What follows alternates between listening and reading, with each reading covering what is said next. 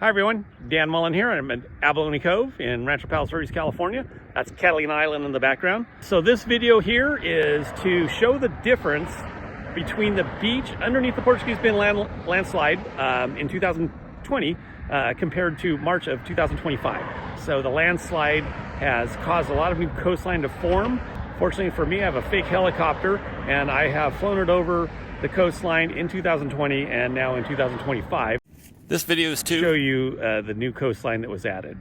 Hope you enjoy the video. If so, like it, share it, send it to a friend. All right, have a great day. This segment was filmed in 2020, however the beach really didn't start to grow until 2023 when the slide accelerated.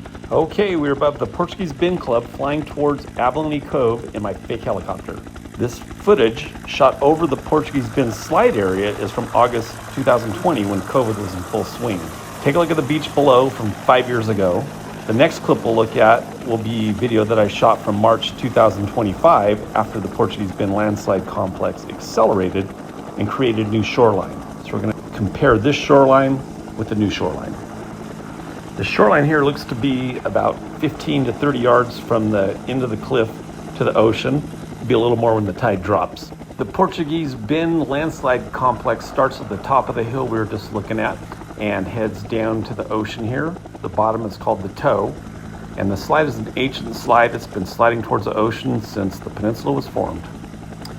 I got this footage while flying over the entire Palos Verdes coastline from Rat Beach to San Pedro with my friends Jason Buck and Joe Koch, and we were making a video called Bird's Eye View of the Palos Verdes Peninsula coastline.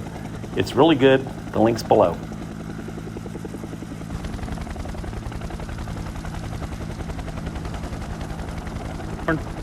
Anyway, so the second clip we'll see is the shoreline, which I filmed on March, I think 23rd or so of 2025, and it'll show you how much new coastline has been added to the area. So what's happened is the slide is coming down the hill, it's going towards the ocean, and it kind of rams itself into the ground at the bottom, at the toe of the slide. And then what that does is it pushes up the sea bottom. And so the bottom of the ocean is coming up along the shore and it's creating new coastline. So that's why we have all this new coastline area. So check it out, it's pretty dang cool. Okay, here we are in 2025 and holy crapola. Look at that. Look at all that new coastline.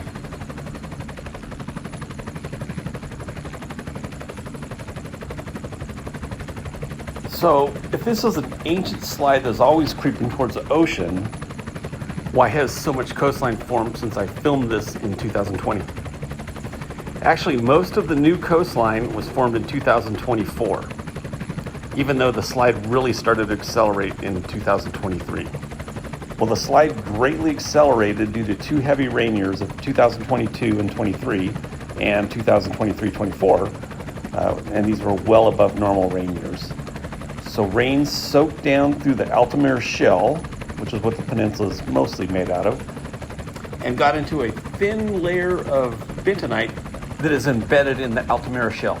The bentonite is like clay that becomes slippery when wet. Once the bentonite was lubricated, the slide accelerated.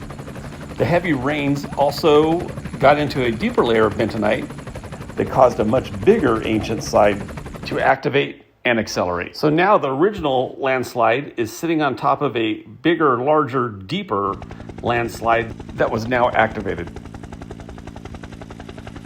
Now may be a good time to point out that I am not a geologist nor a pilot, but I play them on YouTube. As cool as this is to look at, there was tragedy, of course. There were homes in the slide area, and some people lost their homes. There's also areas where there's no electricity or gas right now, and people are doing what they can to get by. Last year was drier, and they've also dug all these wells, and they're trying to get rid of all the groundwater, which seems to be working, and this helps dry out the bentonite, which is the lubricant that gets the slide going. So the slide has actually slowed down quite a bit, which is a good thing. So here we are back to Inspiration Point and the two sea caves. I just want to let you know that I have walked from Torrance Beach all the way to San Pedro, all along the coastline, And I had to swim around the sea caves because there's no way you can walk past them. You have to get in the water to get around them. Okay, well, I hope you enjoyed the video. That was my hand. Have a great day. Bye.